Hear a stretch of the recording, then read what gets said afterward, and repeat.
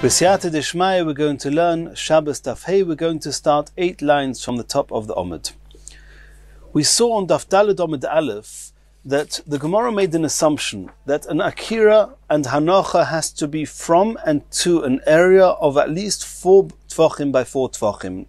And then we said in our Mishnah, where taking something from somebody's hand or putting it into somebody's hand is called an akira and a hanocha. And that seems to contradict this assumption that an akira and hanocha has to be from and to a surface of 4 by 4 tvachim. So the Gemara first suggested on Daf Daled Omid Aleph, Rabbah said that there is some opinion of Rabbi Akiva that holds that you do not need 4 by 4, and the Gemara refuted that and said that there's no proof from there. On Daf Daled Omid Beis, Rav Yosef thought that there was a Shittas Rebbe somewhere that would help us understand the Mishnah, and in the Maskana the Gemara refuted that as well. Now we're going to have a third try. Who could the Mishnah be going according to? Says the Gemara, Elo Omar Abzeira, Homani Acherim hi. There's a Shittas Acherim that holds that would explain our Mishnah. The Tanya we learned in the Braisa Acherim Oimrim.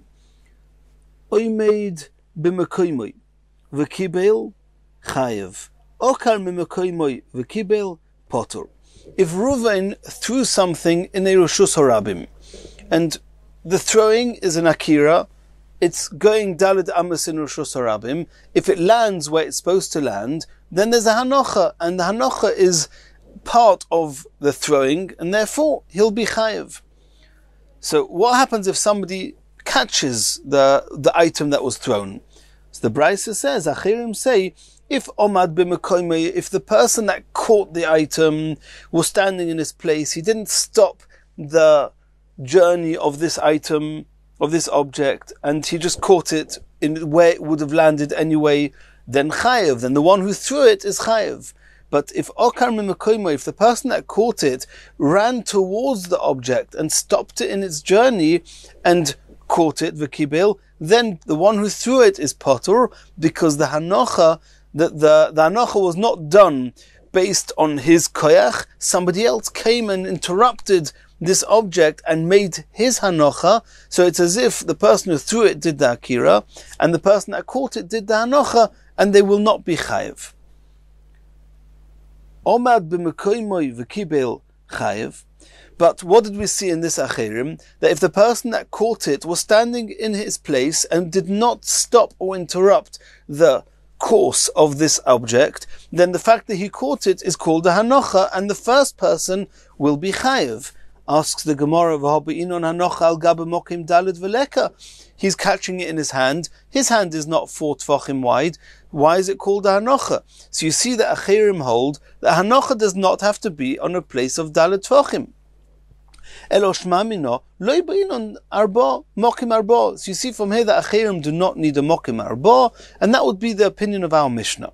Asks the Gemara, V'dilma hanocha hu de lo yiba'inon. We again, and this is not the first time, that we only have a proof that hanocha, landing, being put in on a surface, or being caught by something which is not 4 tvachim, that's considered a hanocha.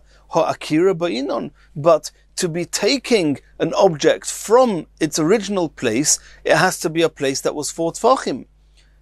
V'hanocha namyan, even regarding hanocha, dilma de poshet kanfei v'kiblo. Who says that achirim is talking about that the fellow who caught it in his hand, and then you'll try and bring proof from there that you do not need 4 tvachim.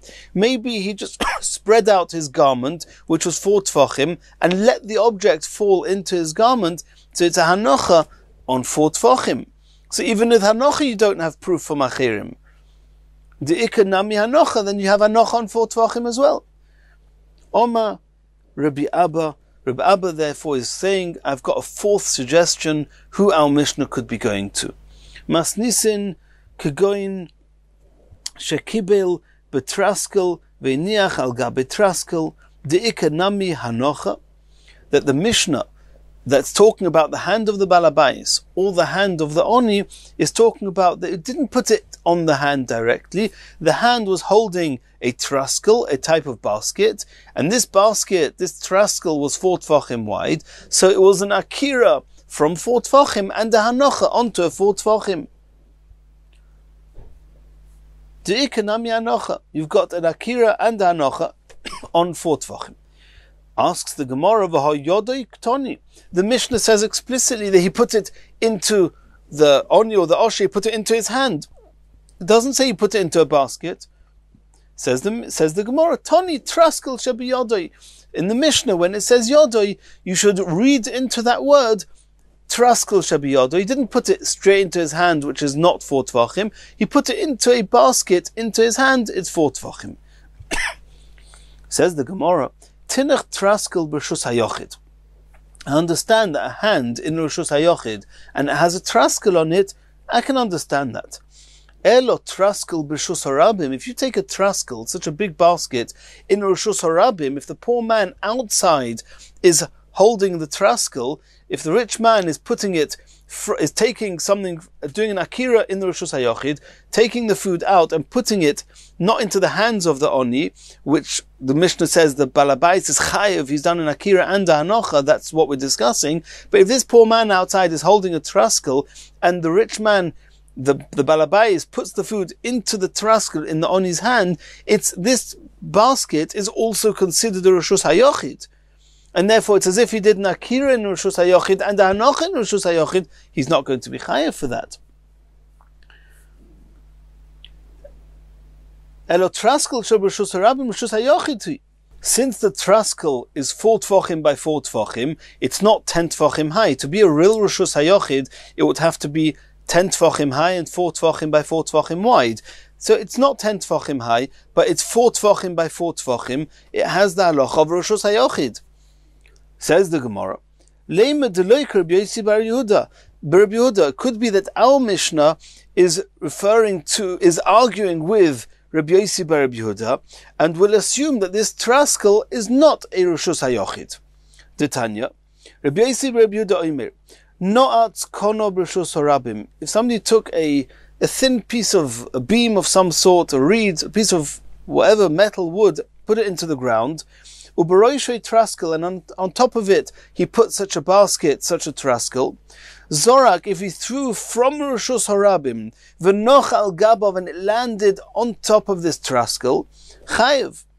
Rabbi Yossi bar Yehuda says he'll be chayev because we consider this traskel as rshus hayochid, and it's as if he threw something from rshus harabim into rshus hayochid. Rabbi Yossi bar Yehuda, if our Mishnah is going to hold like this, Rabbi Yossi bar Yehuda, then as we said before, Poshat balabais es yodei lechutz v'nosan letoich yodei shel oni. If the balabais lifts up some food, stretches his hand out into rshus harabim and puts it into the traskel in the hands of the oni, according to Rabbi Yossi bar Yehuda, amay chayev rshus hayochid rshus hayochid komafik. He's taking out from one rshus hayochid to another rshus hayochid. Elomai, our Mishnah is arguing with Rabbi Yossi bar Yehuda, and this is what Rabbi Abba said, that our Mishnah is talking about that this poor man is holding a traskel, therefore it's called a hanocha on something which is dalet tvachim by dalet tvachim, and it's not like Rabbi Yossi bar Yehuda, because according to Rabbi Yossi bar Yehuda, it's called a rshus hayochid, and that doesn't work with our Mishnah. Says the Gemara, afilu teim Rabbi Yossi bar Yehuda. It could even be that Rabbi Yossi bar Yehuda would agree in the case of our Mishnah that it's not got the status of rshus hayochid. Why? Hosam, over there in the brayso of Rabbi Yossi bar Yehuda that speaks about no'at kono b'rshus harabim uberoishay traskel, is l'maylo me'asora. Over there he's talking about that this basket is above 10 tvachim. Since it's above 10 tvachim, it's got the status of rshus hayochid. Hocha, but in the case of our Mishnah, l'mato me'asora, it's talking about that it's lower than 10 tvachim, and therefore even Rabbi Yossi bar Yehuda would agree that it's called dalet tvachim for hanocha, but it's not called rshus hayochid, and therefore our Mishnah could follow even Rabbi Yossi bar Yehuda. Says the Gemara, Kashya le lerbavo mi ktoni traskel shabiyodoi vayodoi ktoni.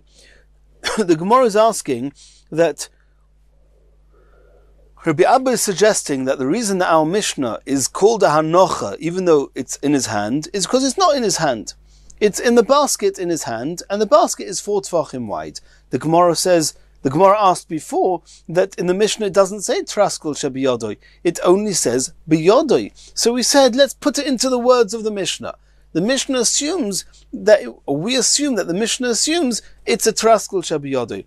Now he's saying, the Rava is asking, that at the end of the day, yodoi ktoni. It says in the Mishnah yodoi. It does not say in the Mishnah traskel shebiyodoi. Ela Omar Bavo, therefore Bavo does not appreciate Reb Abba's understanding of our Mishnah, assuming that the poor man is holding a basket. Reb Bavo is going to have a fifth explanation who our Mishnah could be going to, that allows you to do an akira and hanocha from somebody's hand, even though it's not 4 tvachim. Kegoin sheshilshil yodoi lemato migimel v'kiblo. The Mishnah is talking about that this Oni standing outside lowered his hand to less than 3 tvachim above the ground, in which case it's as if he puts it directly on the ground. It's as if the ground is lifted up to the height of his hand, and it's as if he put it on his ground, and the ground is dalet tvachim. Asks the Gemara, v'ha'omid katoni. The Mishnah says that the poor man is standing. If he's standing, there's no way his hand is getting to 3 tvachim above the ground. Says the Gemara, b'sheicha. It could be talking about that he's leaning over. It could be that this poor person is standing in a ditch, and therefore when he's lifting his hand is about under 3 tvachim off the ground. Bananas, always talking about a dwarf who's standing up and his hand reaches right down to the ground. Omar Rava asks on this, Ichpel tanelei shminon kolhani? Does it make sense that the Mishnah should be talking about a case where the Balabayis is putting it into the hands of the Oni, and the hands of the Oni has to be less than 3 tvachim, and we have these funny cases assuming the Oni is bowing down, or he's in a ditch, or he's a dwarf? It doesn't make sense. Elo Omar Rava is giving the 6th and last suggestion who our Mishnah could be going according to. Yodoi shel odom chashuv aloi kedaled al daled.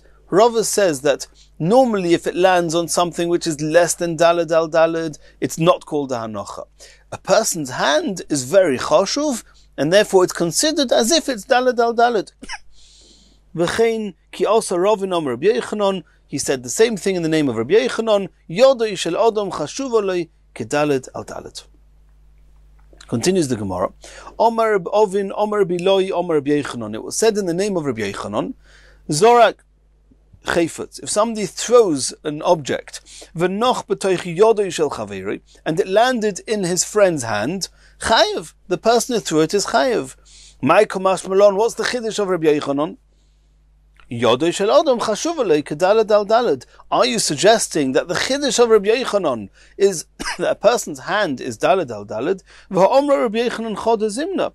Ravin said over 2 lines earlier in the name of Rabbi Yochanan that Yodoi shel Adam chashuv alei kedaled al daled. We know Rabbi Yochanan holds this. Why do we need a new story of Zorak Chayfus? If somebody threw an object and it landed in somebody's hand, then he's chayev because the hand is considered dalet tvachim. You don't need to say it again. Mao the Tema, says the Gemara, I may have thought Hana milehecha de achshavei hu leyodei, aval hecha de leachshavei hu leyodei a meloi komash malon. In our Mishnah, where the person who did the akira, he's the one that wants the hanocha to be in somebody's hand. The Balabayis wanted the food to go into the poor man's hand, so the one who did the akira, he was the one that gave chashivos, gave importance to the hand of the Oni who's receiving, and therefore it's called the hanocha. So I may have thought that only then we consider the hand to be dalet tvachim. But if you just threw something, then, and you weren't assuming your friend was going to catch it, and your friend caught it, then I threw it, I didn't give any chashivas to my friend's hand, so maybe it's not considered dalet tvachim, so it's not called a hanocha. And if afterwards it falls down, we already saw before, if somebody catches something, then it stops the course of the object flying. That's why Rabbi Yochanan had to say that even in a case of Zorak Chayfetz, v'noch b'teich yodei shel chaveri, he's chayev. Even there, a hand has got the chashivos that it's called dalet tvachim. Continues the Gemara. Another halacha from Rabbi Yochanan in this topic. Omer b'ovin, Omer b'iloi, Omer b'yechanan. Omad b'mekoymoi v'kibel. If the person who's receiving, who's catching this object, stood in its place and allowed the object that was thrown in his direction to land, chayev, then the one who threw it is chayev, because the hanocha happened where, from the koyach of the one that threw it, and therefore the hanocha is also attributed to the one who threw it. He did an akira, there was a hanocha, and therefore he's chayev. But if the person that caught the object went out of his way and ran towards the object and stopped it in its course for kibel and received it, potter, then the one who threw it is potter. Tanina mihachi, we saw a brisa to this effect. Achirim oimrim, omad b'mekoymei v'kibel chayev, okar b'mekoymei v'kibel potter, exactly what we just saw in the name of Rabbi Yechanan. Says the Gemara, Boyer Rabbi Yechanan. Rabbi Yechanan asked the following question. Zorak, if somebody threw something up into the air, it moved 4 amos away from him. Zorak chayfetz v'nekar hu mimekoymoi, and the same person that threw it, before the object landed, he ran 4 amos further along. V'chazar v'kibloi, and he caught the same object that he threw a few seconds earlier. Mahu, what's the halacha? Is it called that he did an akira and he's doing a hanocha and he's chayev? Or do you say no? You say that it was 2 different acts. The akira is without hanocha and the hanocha is without an akira, and therefore he'll be potter. And obviously the question is assuming that when he ran and caught the object, he stopped the object on its course. If he let the object land naturally, then we just forget the fact that he was there to hold it, to contain it. It's like anyone who throws an object in Rosh Hashanah and it lands, that you're chayev. Over here it's talking about that he ran towards the object and stopped it midway. So normally we say that if Reuven throws an object and Shimon stops the object midway and catches it, Reuven is potter. Why? Because Reuven did the akira, and Shimon, who caught it, did the hanocha. Because Shimon did not allow the object to land naturally from the koyach, the power of the one who threw it, and therefore the hanocha is not attributed to the one who threw it. Over here, the one that threw it clearly did an akira, and he himself stopped the object midway and caught it, then he did an hanocha. It happens to be, it's the same person. So he did an akira, he did a hanocha. Maybe he should be chayev. Let's see that in the Gemara. What's the depth of the question?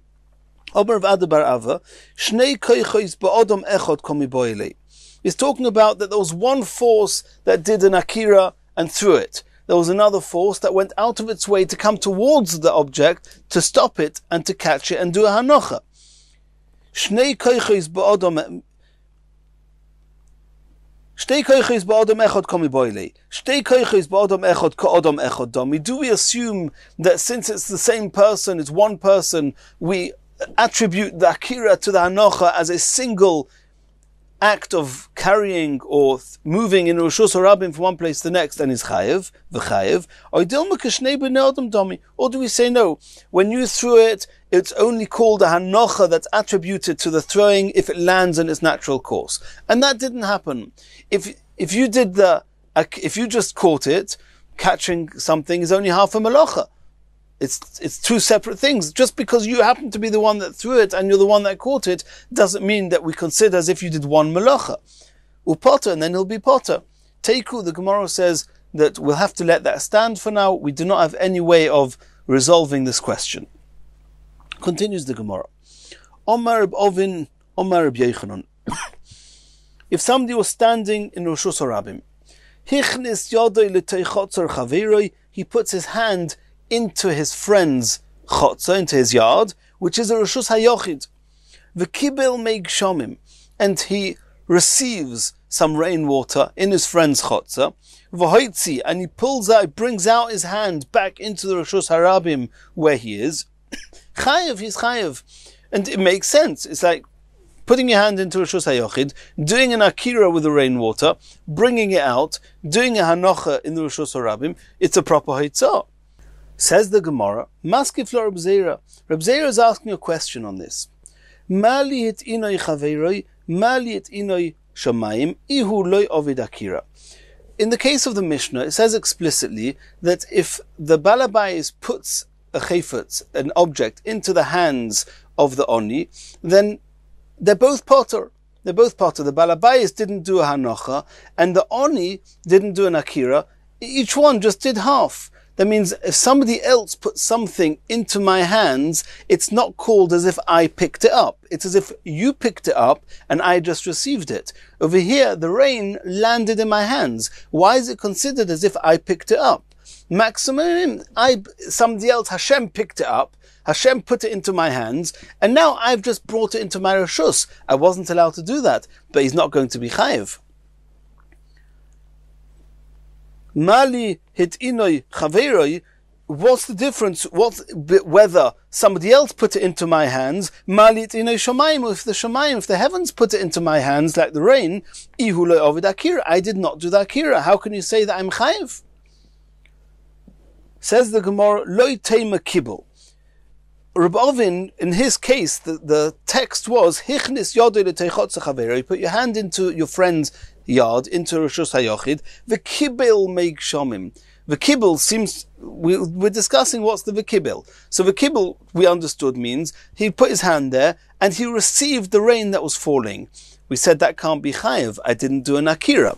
Says the Gemara, a second suggestion, lo tema kibel. Don't say that he received the rain, elo kolat, which means as the rain was falling down, his right hand shoved the rain into the left hand, so I was the one that was oiker. I changed the course of the rain that was falling down to make it and caused it to go into my left hand. So I was the one that did an akira by putting it into my hand, and now I'm going to bring it out into the Rishus HaRabim and put it down. I will have also done a hanocha. That's why I'm chayiv, and that's what the word kolat means.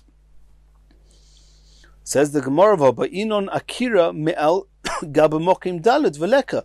We know that when you do an akira, you have to do an akira from somewhere that was dalet tfochim. Over here, it was in the air. It was in the air, and I was oiker it.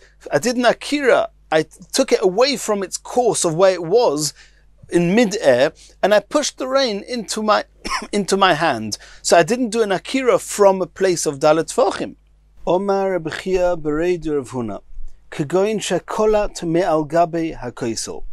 You had a wall, the width of the wall was 4 tfachim, but the rain was trickling down the side of the wall, and he collected the water that was dripping down the side of the wall, and that's the water that he collected, he pushed into his other hand. That was an akira from a wall, that the wall had 4 tfachim.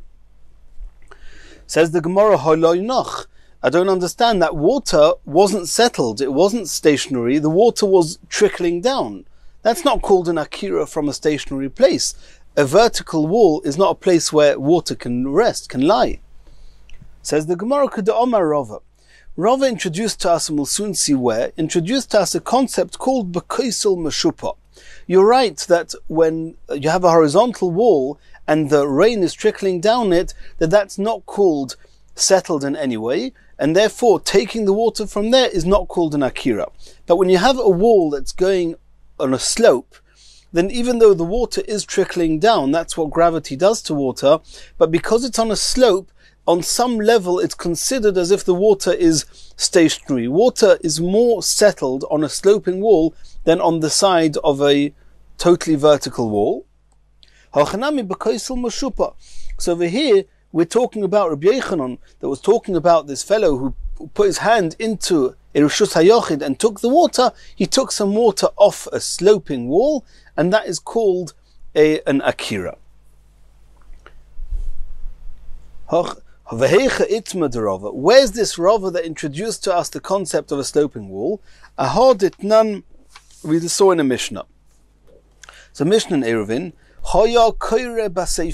if somebody was reading or learning from a sefer, and the Sforim in the time of Chazal were rolled up parchments that were rolled up on both sides, he was holding the parchment, and one of the rolls slipped away from him, so he was holding one end of the scroll in his hand, but the second end of the scroll had rolled away towards the Reshus Harabim, and he was alo askupa. He was on the entranceway to his home, and that entranceway was not a Reshus Hayochid, but also not a Reshus Harabim. It was called a Karmelis, and a Karmelis midrabanon, you're not allowed to bring anything from a Reshus Hayochid or Reshus Harabim into a Karmelis, or from a Karmelis into a Reshus Hayochid or Reshus Harabim. But here that the Sefer rolled away from him, so one end he's holding in his hands on the Karmelis, the other end has rolled down towards the Reshus Harabim, then the halacha is Goyleloi etzloi, v'nizgalgal ha-sefer miyadoi, the sefer rolled away, Goyleloi etzloi,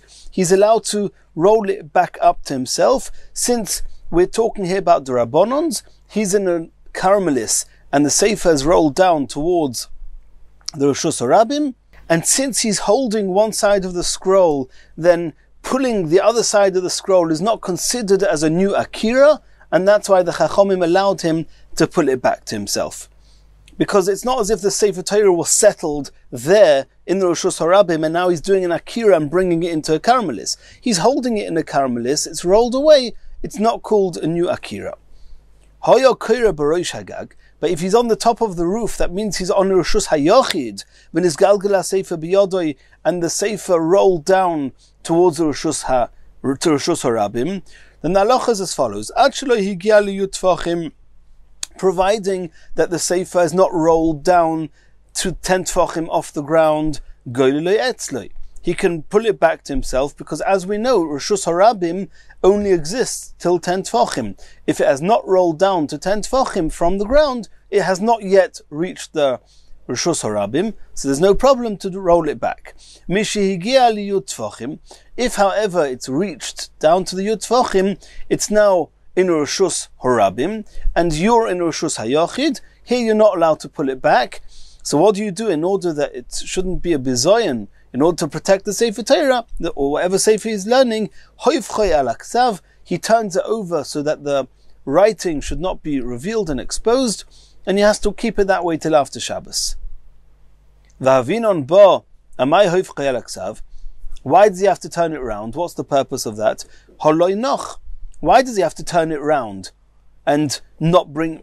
And since if the whole sefer would have fallen down into Reshus Harabim, and he goes and brings it back into Reshus Hayochid, that's an Issa Deraisa of Heitzah. So even though he's still holding part of the sefer, since the other part of the sefer is in Reshus Harabim, the Chachomim said that he has to suffice with turning it over, and he's not allowed to pull it back into the Reshus Hayochid. Asks the Gemara, why can you not pull it back to yourself? The scroll has not been nach, it's not resting in the new place, it's dangling down. The person is still holding it on the Reshus Hayochid. Rava says, even though part of it is at the top, and the other part is dangling down, don't say that it's not set. It's not munach, b'koisel meshupa. This is where Rava says that we're talking about that it rolled down a sloping wall, so the sefer wasn't just hanging down a horizontal wall, which is not called munach in any way. It's lying on a horizontal slope, so it's called munach. Since it's called munach, then there's some element of akira if you would pull it back up, and therefore we don't allow it. Says the Gemara, how can you bring proof from that Mishnah in Eruvin with a sefer that's lying on a sloping wall that you're not allowed to pull it back? How can you bring proof from there that if you have rain running down a sloping wall, that taking it from there is called a new akira? It could be that when does Rava say that the sloping wall is called munach? B'sefer. It's only regarding this sefer, this scroll that had rolled down, da'ovid denaichi. Technically it's possible and it's normal for a scroll to be resting on the slope of a wall. But water, mayim mi'ovda denaichi, water, liquid, is going to flow down any flat surface until it's contained in a vessel. So the water is much less munach than a sefer is. So it could be that the sefer is called munach, and therefore if you're going to pull it back to yourself, it's a type of akira, and therefore the Chachamim said that you shouldn't take it. But with the water is in no way held by the slope, so why is it called munach? And if it's not munach, then taking it from the slope is not called an akira. And if taking it from the slope is not called an akira, we're back to our question, in what case was Rabbi Yochanan talking about that somebody put his hand into somebody else's yard and collected the water?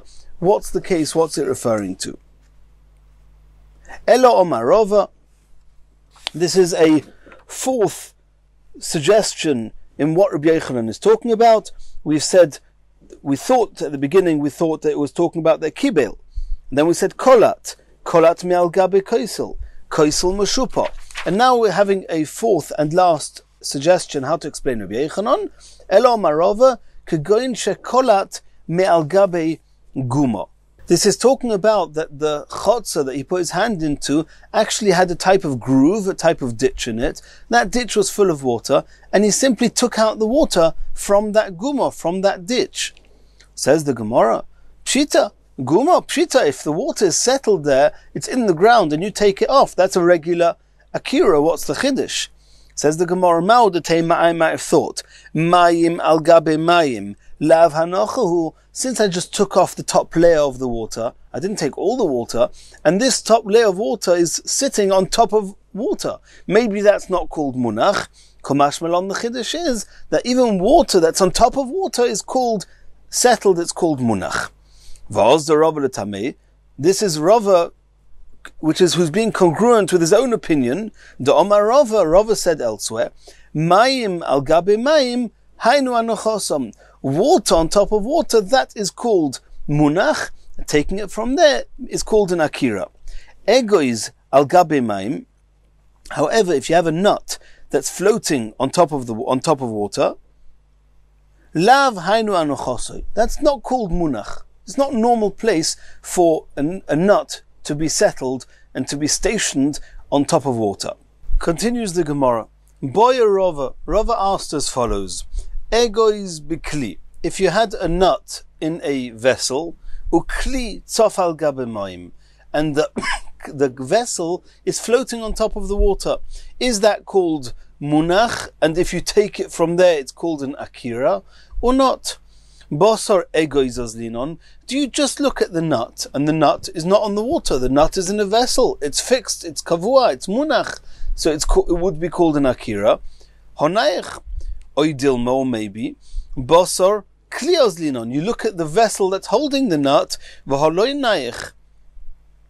The vessel itself is not fixed. Denied. It's moving. It's floating on the water.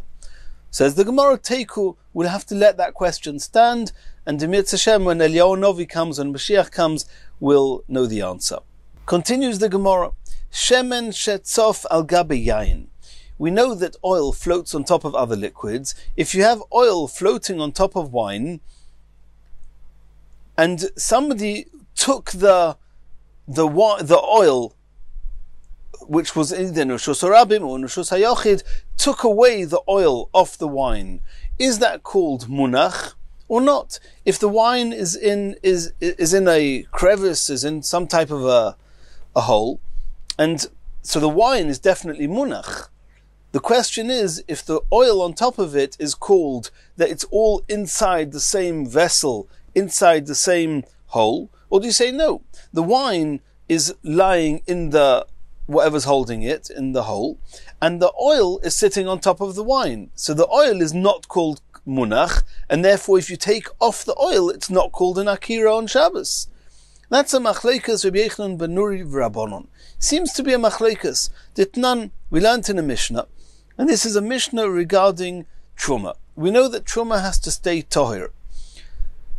If somebody's got oil of truma that is floating on top of wine of truma, shemen shetzof al gabe yain, v'noga tvul yoim. A tvul yoim is somebody who was tomei. He went to the mikveh already, but until nightfall, he's got the level of tumah called tvul yoim, and all tvul yoim can do is, if it touches truma, it will make the truma tomei. It's called posel, but it will not make the truma posel or tomei enough that truma will in turn make other truma Tomei. And this Tvul Yom, he touched b'shemen. He only touched the oil floating on top of the wine. Loi posal elo shemen bilvad.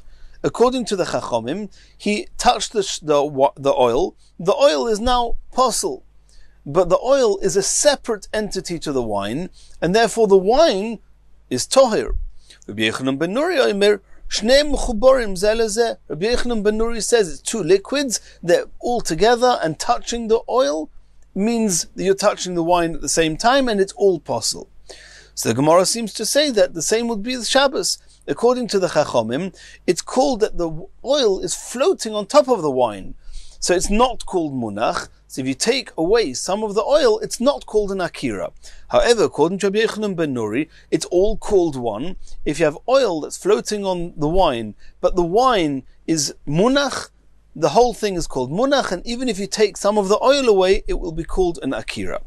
Continues the Gemara, another halacha from Rabbi Yochanan. Omer Ovin, Omer Biloi, Omer Rabbi Yochanan.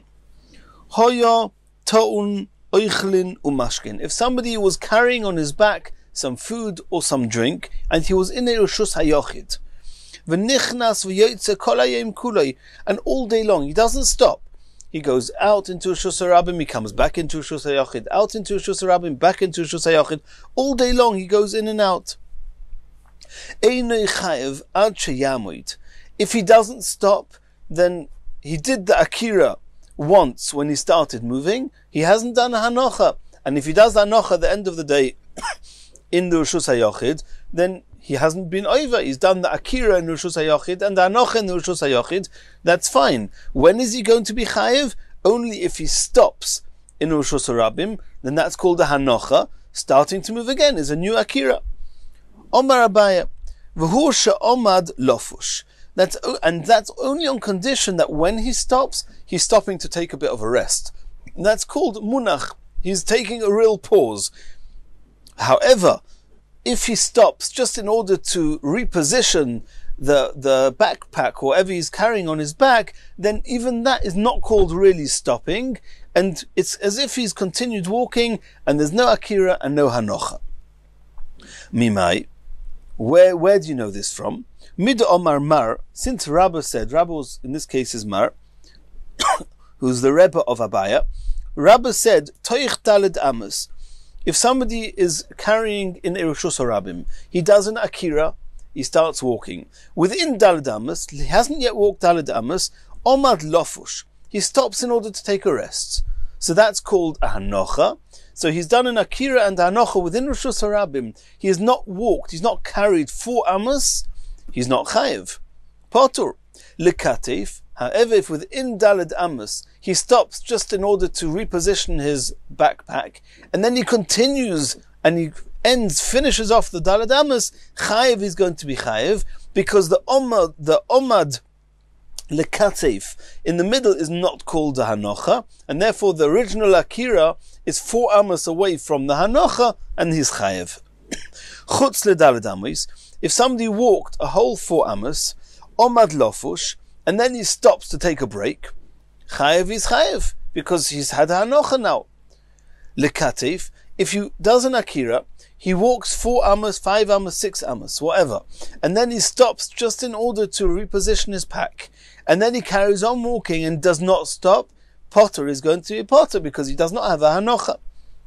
So from these words of Rabbah, that was the source of what we said before, that that's the source of Abaya, that explains that when Rabbi Yochanan said that if nichnas v'yotze kol hayom, you're only chayev if he's yamoid, Abaya said the yamoid has to be stopping lofush, to rest. The source of that was his Rebbe, Mar, Rabbah, who says exactly that halacha. Says the Gemara, Maikomash Malon, what's the chiddush of Rabbi Yochanan?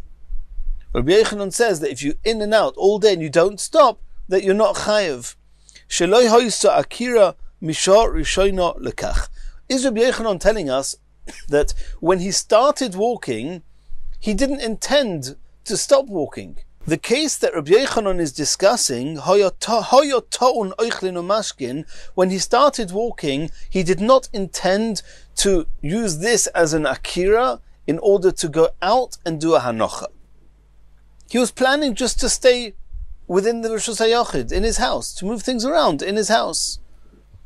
Or, Bichlal, he started walking on Friday before it was Shabbos, so the akira was not a Shabbos Diga Akira, it wasn't done with the intentions of doing a malacha of Haitzah. So could it be that Rabbi Yochanan was coming to tell us that if you keep doing this all day, you're going to be potter, and what do you have to do to be chayav? You have to stop, and now you're starting a new walking. That means the stopping now is not going to be a hanocha that's going to make you chayav, because when you started walking, the akira was not done with the intentions of doing a hanocha in a different rishus, and it could be you even started walking before Shabbos. But once you've stopped, you're now settled. Now you start walking again. Now you have an akira in a hilchas Shabbos diga akira. And if you're going to stop in a different rishus, or you're going to walk in Rishus Harabim and stop after 4 amas, that is when you're going to be chayev. Is that the chiddush of Rabbi Yochanan? Ha'omer Rabbi Yochanan chod zimna. Rabbi Yochanan has taught us that already once. The Omer of Safra, Omer of Ami, Omer Rabbi Yochanan. Rabbi Yochanan told us, Hamavir chafetzim mizovis lizovis. If somebody was moving things around in his house, in Rishus HaYachid, from one corner to the next, v'nimlach aleh, and he changed his mind whilst he was walking around in his house. He changed his mind, v'itzion, and he suddenly decided he was going to leave and go into Rishus Harabim. Potter is potter. Why? Shalahoisa akira mishar rishayno lekach. When he first set up, when he first did his akira, his first step, he wasn't intending to do a haitzah on Shabbos. Therefore, even if he does haitzah, it's a haitzah without an intentional akira. A haitzah without an akira is potter. So you see that Rabbi Yochanan already said that once, as Rabbi Ami said in the name of Rabbi Yochanan, regarding hamavir chafetzim mizavis lezavis. So what does Rabbi Ovin, Omer Rabbi Loi, Omer Rabbi Yochanan tell us? Hoyoton oichlin umashkin, etc. Why did Rabbi Yochanan say on 2 occasions? Says the Gemara, Amiroim. These are 2 Amiroim who both heard the same thing from Rabbi Yochanan. Mar Omar lo b'haylishna, Umar Omar lo b'haylishna. The halacha they heard from Rabbi Yochanan. One Amira said it over like this, another Amira said it over like this, but Rabbi Yochanan himself only said it once because it's the same halacha. In the next shir we're going to carry on from here.